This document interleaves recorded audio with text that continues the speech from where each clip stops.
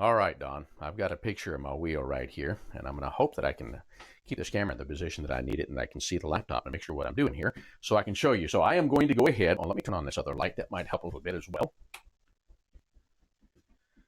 All right, so I'm going to fire up my machine. This is going to make a little bit of noise, but I'm going to run it on low, and hopefully you'll be able to hear me on it. So I'll get everything all done up. Let's go ahead and turn this on. All right, so you can see this is my pad. This is like what you're going to have on the end of yours right here. This is what you're going to do on your flat lap. Mine's just on the end of my cabbing machine instead. So it's the same thing. So one of the things that you're going to need your trusty spray bottle with you right there. And you can see I already have quite a bit of cerium on mine. I wish I could get it around at a better angle. You don't have to do this all that often. People think if you can't see a lot of cerium that it must not be working.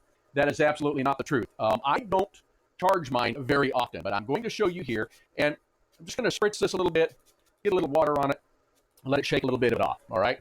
And then, you can see, you can't see down below, you can see that it has enough on it that when I spritzed it, even though that looked halfway dry, I have cerium that is spraying off my wheel now. There you can see that pink line right there, and is spraying off of this down on my unit. So, all I do is I go ahead and I just get my brush like this, and I take this and I just kind of start, and I do just like that. And I come back out a little bit more. If I think I need a little bit more on there, Don, I come back, and I get just a little bit more on it sometimes. But now what you'll be able to do is you don't have as much on the outside here as what you do down on the inside, which is okay. When you start working your stone, you're going to work that back out to the outside. And so I don't think I have a stone laying here that is ready to be worked. Let me see what I might have. Well, this is a piece of gem bone that needs to be restabilized, but I'll use this just to kind of show you how that I do this. So I take this, and you're just going to do this like this right here. So I use this swiping motion. And as I'm doing it, I'm pivoting that stone. I'm coming up a little bit with it. Now, I want to make sure that you get the edges, but don't come down here and get the stop edge caught, right? You have to use two hands.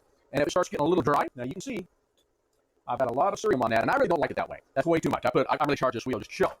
If it starts getting a little dry, spritz it once or twice more. But see, I'm using that spritzing motion, and what you're going to have to do, you're going to find a spot on your wheel, and I'm running this on low right now, that is going to give you a better shine than what the inside or maybe fully on the outside would do, right? Don't put too much pressure on it. Use light pressure.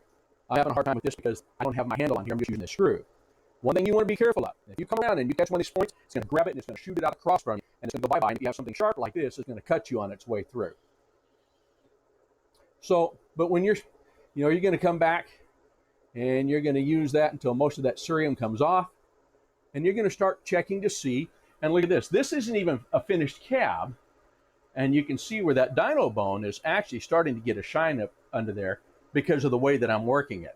Now, this is not a piece I should have used because if I was to get it close, you can see that this camera doesn't do so well. I'm getting cerium down inside the web because this needed to be sealed off before I did anything like this, so I'll have to go soak that out now.